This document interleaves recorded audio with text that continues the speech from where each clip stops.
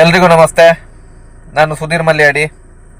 ಸೌಜನ್ಯ ಪರ ಹೋರಾಟಗಾರರಾದಂತಹ ಜಯಂತ್ ಟಿ ಮೇಲೆ SIT ಅಧಿಕಾರಿಗಳು ಹಲ್ಲೆ ನಡೆಸಿದ್ದಾರೆ ಎನ್ನುವಂತಹ ವಿಷಯಗಳು ಹಾಗೂ ಆ ಅಧಿಕಾರಿಗಳ ಮೇಲೆ ಜಯಂತ್ ಟಿ ಅವರು ರಾಜ್ಯಪಾಲರು ಹಾಗೂ ಪೊಲೀಸ್ ಮಹಾನಿರ್ದೇಶಕರಿಗೆ ಈಗಾಗಲೇ ಕಂಪ್ಲೇಂಟನ್ನು ಮಾಡಿದ್ದಾರೆ.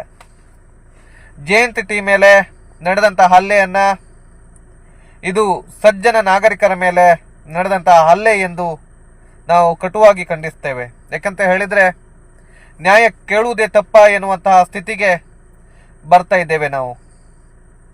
ಜಯಂತ್ ಟಿ ಅವರು ತನ್ನ ಆಸ್ತಿ ಮನೆಯ ಹೋರಾಟಕ್ಕಾಗಿ ಬೀದಿಗಳಿರಲಿಲ್ಲ.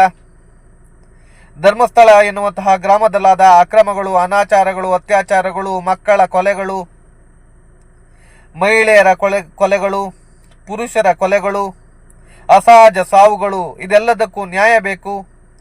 ಅಲ್ಲಿರುವಂತಹ ಬಡ ಕುಟುಂಬಗಳಿಗೆ, ದೀನ ದುರ್ಬಲರಿಗೆ ನ್ಯಾಯ ಸಿಗಬೇಕು, ಭೂಕಬಳಿಕೆ ನಿಲ್ಲಬೇಕು ಎನ್ನುವಂತಹ ದೃಷ್ಟಿಯಲ್ಲಿ ಸೌಜನ್ಯಪರ ಹೋರಾಟಗಾರರು ಸತತವಾಗಿ ಹೋರಾಟವನ್ನು ಮಾಡ್ತಾ ಇದ್ದಾರೆ.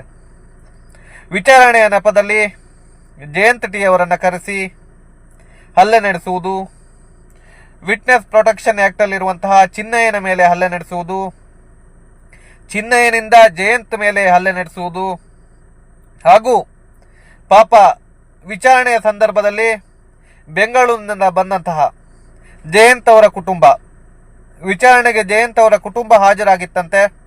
ಆ ಸಂದರ್ಭದಲ್ಲಿ ಜಯಂತ್ ಅವರ ಮಗಳು ಒಬ್ಬಳೇ ಕಾರಲ್ಲಿರ್ತಾಳೆ. ಆ ಹುಡುಗಿ ಇನ್ನೂ ಮೈನರ್ ಆಗಿರ್ತಾಳೆ, ಅಪ್ರಾಪ್ತ ಬಾಲಕಿ ಆಗಿರ್ತಾಳೆ. ಆ ಹುಡುಗಿಯನ್ನ, 15 ವರ್ಷದ ಹುಡುಗಿಯನ್ನ SIT ಅಧಿಕಾರಿಗಳು ತನಿಖೆಯ ದೃಷ್ಟಿಯಲ್ಲಿ ಕಚೇರಿಗೆ ಕರೆಸಿ ಸತತ 5-6 ಗಂಟೆಗಳ ಕಾಲ ಅವಳನ್ನು SIT ಕಚೇರಿಯಲ್ಲಿ ಕೂರಿಸಿಕೊಂಡು ಮಕ್ಕಳ ದೌರ್ಜನ್ಯ ಎನ್ನುವಂತೆ ಆ ಹುಡುಗಿಯ ಮೇಲೆ ದೌರ್ಜನ್ಯ ಎಸಗಿದ್ದಾರೆ. ಇದನ್ನೆಲ್ಲ ಖಂಡಿಸಲೇಬೇಕಾಗ್ತದೆ.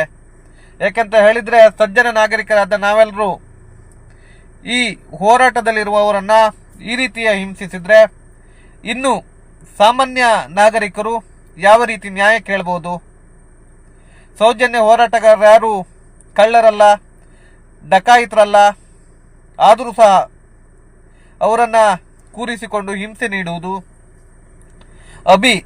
ಯುನೈಟೆಡ್ ಮೇಡಿದ ಅಭಿಯವರನ್ನ ಸಹ ಆ ಸಂದರ್ಭದಲ್ಲಿ ಕೂರಿಸಿಕೊಂಡು ಸಾಕಷ್ಟು ಮಾನಸಿಕ ಹಿಂಸೆ ನೀಡಿರುವುದು, ಇದೆಲ್ಲ ಯಾವ ಮಟ್ಟಕ್ಕೆ ಹೋಗ್ತಾ ಎನ್ನುವಂಥದ್ದು ಬಹಳ ಆಘಾತಕಾರಿ ವಿಷಯವಾಗಿದೆ. ಈ ರಾಜ್ಯದಲ್ಲಿ ನ್ಯಾಯವನ್ನು ಕೇಳುವುದೇ ತಪ್ಪ ಎನ್ನುವಂತಹ ಸ್ಥಿತಿಗೆ ನಿರ್ಮಾಣ ಆಗಿದೆ ಎನ್ನುವಂತಹ ಸ್ಥಿತಿಗಳು ಎದುರಾಗಿದೆ. ದಯವಿಟ್ಟು SIT ಅಧಿಕಾರಿಗಳಲ್ಲಿ ವಿನಂತಿಸುವುದಿಷ್ಟೇ, ಸೌಜನ್ಯ ಹೋರಾಟಗಾರರು ಕೇಳ್ತಿರುವುದು ನ್ಯಾಯ ಅಷ್ಟೇ. ಆದರೆ ಅವರನ್ನೇ ಗುರಿಯಾಗಿಸಿಕೊಂಡು ಹಲ್ಲೆಗಳನ್ನು ನಡೆಸುವುದು ಎಷ್ಟರ ಮಟ್ಟಿಗೆ ಸರಿಯಾಗಿರ್ತದೆ?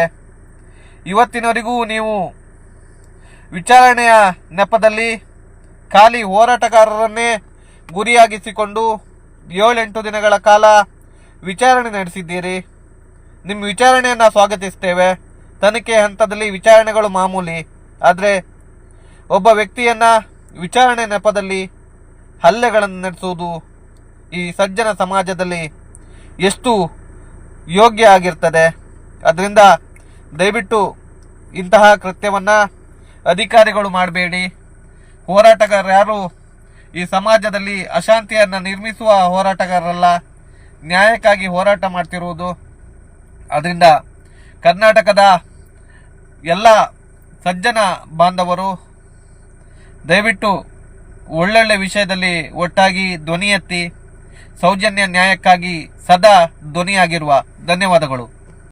ಜಯಂತ್ ಟಿ ಮೇಲೆ SIT ಅಧಿಕಾರಿಗಳು ಹಲ್ಲೆ ನಡೆಸಿದ್ದಾರೆ ಎನ್ನುವಂತಹ ವಿಷಯಗಳು ಹಾಗೂ ಆ ಅಧಿಕಾರಿಗಳ ಮೇಲೆ ಜಯಂತ್ ಟಿ ಅವರು ರಾಜ್ಯಪಾಲರು ಹಾಗೂ ಪೊಲೀಸ್ ಮಹಾನಿರ್ದೇಶಕರಿಗೆ ಈಗಾಗಲೇ ಕಂಪ್ಲೇಂಟನ್ನು ಮಾಡಿದ್ದಾರೆ. ಜಯಂತ್ ಟಿ ಮೇಲೆ ನಡೆದಂತಹ ಹಲ್ಲೆಯನ್ನು ಇದು ಸಜ್ಜನ ನಾಗರಿಕರ ಮೇಲೆ ನಡೆದಂತಹ ಹಲ್ಲೆ ಎಂದು ನಾವು ಕಟುವಾಗಿ ಖಂಡಿಸ್ತೇವೆ. ಯಾಕಂತ ಹೇಳಿದ್ರೆ ನ್ಯಾಯ ಕೇಳುವುದೇ ತಪ್ಪ ಎನ್ನುವಂತಹ ಸ್ಥಿತಿಗೆ ಬರ್ತಾ ಇದ್ದೇವೆ ನಾವು. ಜಯಂತ್ ಟಿ ಅವರು ತನ್ನ ಆಸ್ತಿ ಮನೆಯ ಹೋರಾಟಕ್ಕಾಗಿ ಬೀದಿಗಳಿರಲಿಲ್ಲ. ಧರ್ಮಸ್ಥಳ ಎನ್ನುವಂತಹ ಗ್ರಾಮದಲ್ಲಾದ ಅಕ್ರಮಗಳು, ಅನಾಚಾರಗಳು, ಅತ್ಯಾಚಾರಗಳು, ಮಕ್ಕಳ ಕೊಲೆಗಳು, ಮಹಿಳೆಯರ ಕೊಲೆಗಳು, ಪುರುಷರ ಕೊಲೆಗಳು, ಅಸಹಜ ಸಾವುಗಳು, ಇದೆಲ್ಲದಕ್ಕೂ ನ್ಯಾಯ ಬೇಕು.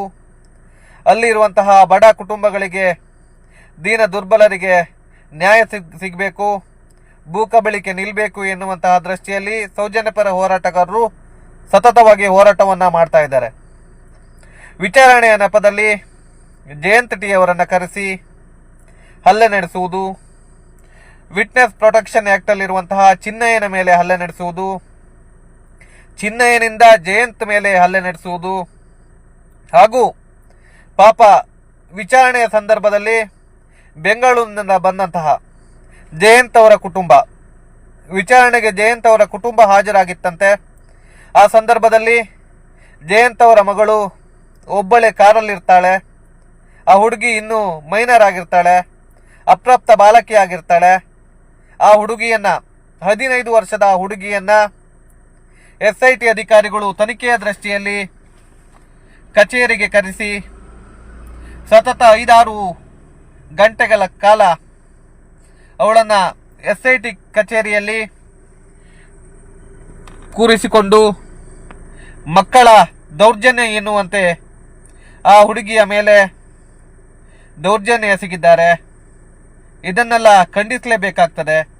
ಯಾಕೆಂತ ಹೇಳಿದ್ರೆ ಸಜ್ಜನ ನಾಗರಿಕರಾದ ನಾವೆಲ್ಲರೂ ಈ ಹೋರಾಟದಲ್ಲಿರುವವರನ್ನ ಈ ರೀತಿಯ ಹಿಂಸಿಸಿದ್ರೆ ಇನ್ನು ಸಾಮಾನ್ಯ ನಾಗರಿಕರು ಯಾವ ರೀತಿ ನ್ಯಾಯ ಕೇಳಬಹುದು? ಸೌಜನ್ಯ ಹೋರಾಟಗಾರರು ಯಾರು ಕಳ್ಳರಲ್ಲ, ಡಕಾಯಿತರಲ್ಲ. ಆದರೂ ಸಹ ಅವರನ್ನ ಕೂರಿಸಿಕೊಂಡು ಹಿಂಸೆ ನೀಡುವುದು.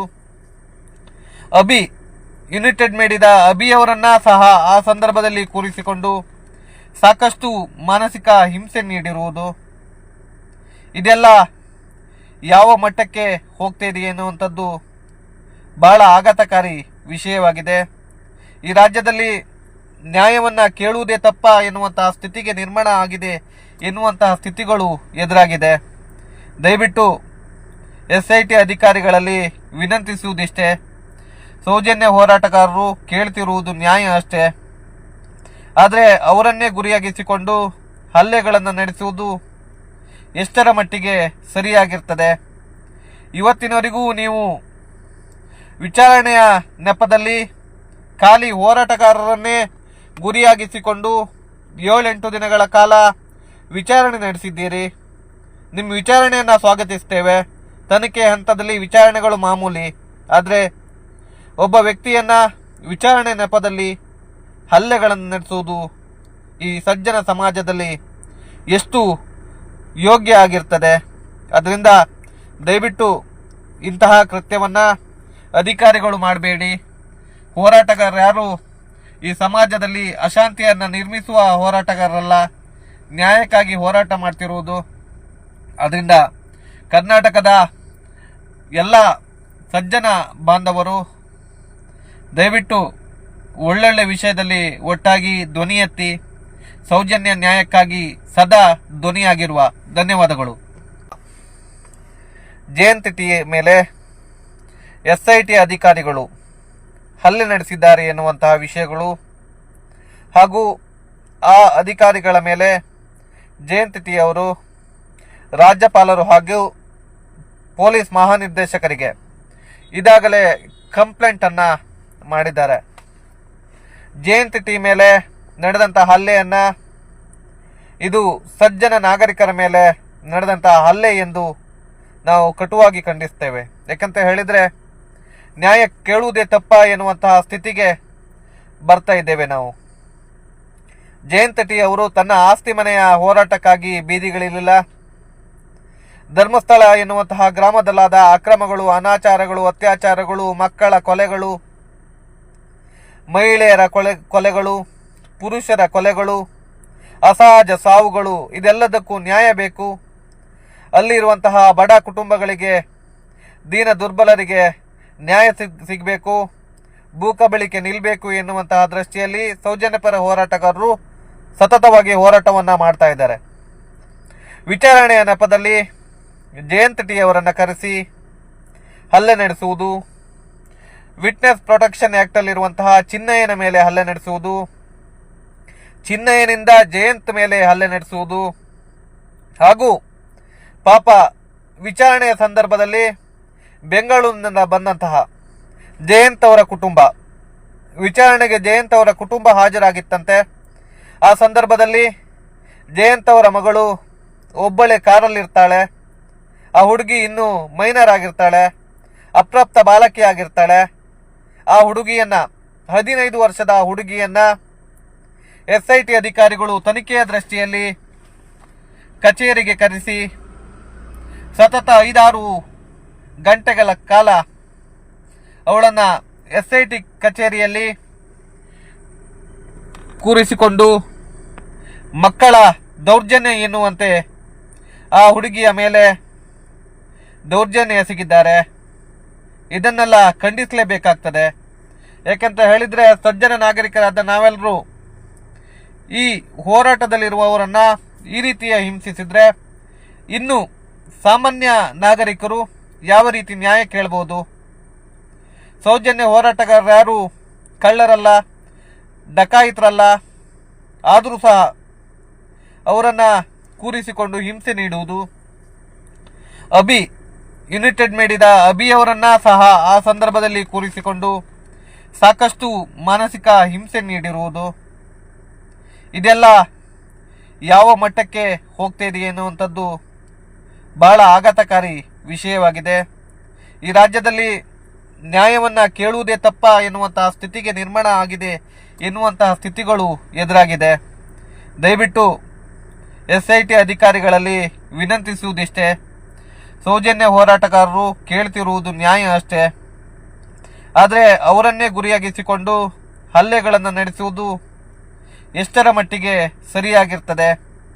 ಇವತ್ತಿನವರೆಗೂ ನೀವು ವಿಚಾರಣೆಯ ನೆಪದಲ್ಲಿ ಖಾಲಿ ಹೋರಾಟಗಾರರನ್ನೇ ಗುರಿಯಾಗಿಸಿಕೊಂಡು 7-8 ದಿನಗಳ ಕಾಲ ವಿಚಾರಣೆ ನಡೆಸಿದ್ದೀರಿ. ನಿಮ್ಮ ವಿಚಾರಣೆಯನ್ನು ಸ್ವಾಗತಿಸ್ತೇವೆ. ತನಿಖೆ ಹಂತದಲ್ಲಿ ವಿಚಾರಣೆಗಳು ಮಾಮೂಲಿ. ಆದರೆ ಒಬ್ಬ ವ್ಯಕ್ತಿಯನ್ನ ವಿಚಾರಣೆ ನೆಪದಲ್ಲಿ ಹಲ್ಲೆಗಳನ್ನು ನಡೆಸುವುದು ಈ ಸಜ್ಜನ ಸಮಾಜದಲ್ಲಿ ಎಷ್ಟು ಯೋಗ್ಯ ಆಗಿರ್ತದೆ? ಅದರಿಂದ ದಯವಿಟ್ಟು ಇಂತಹ ಕೃತ್ಯವನ್ನ ಅಧಿಕಾರಿಗಳು ಮಾಡಬೇಡಿ. ಹೋರಾಟಗಾರರು ಯಾರು ಈ ಸಮಾಜದಲ್ಲಿ ಅಶಾಂತಿಯನ್ನು ನಿರ್ಮಿಸುವ ಹೋರಾಟಗಾರರಲ್ಲ, ನ್ಯಾಯಕ್ಕಾಗಿ ಹೋರಾಟ ಮಾಡ್ತಿರುವುದು. ಅದರಿಂದ ಕರ್ನಾಟಕದ ಎಲ್ಲ ಸಜ್ಜನ ಬಾಂಧವರು ದಯವಿಟ್ಟು ಒಳ್ಳೊಳ್ಳೆ ವಿಷಯದಲ್ಲಿ ಒಟ್ಟಾಗಿ ಧ್ವನಿ ಎತ್ತಿ ಸೌಜನ್ಯ ನ್ಯಾಯಕ್ಕಾಗಿ ಸದಾ ಧ್ವನಿಯಾಗಿರುವ. ಧನ್ಯವಾದಗಳು.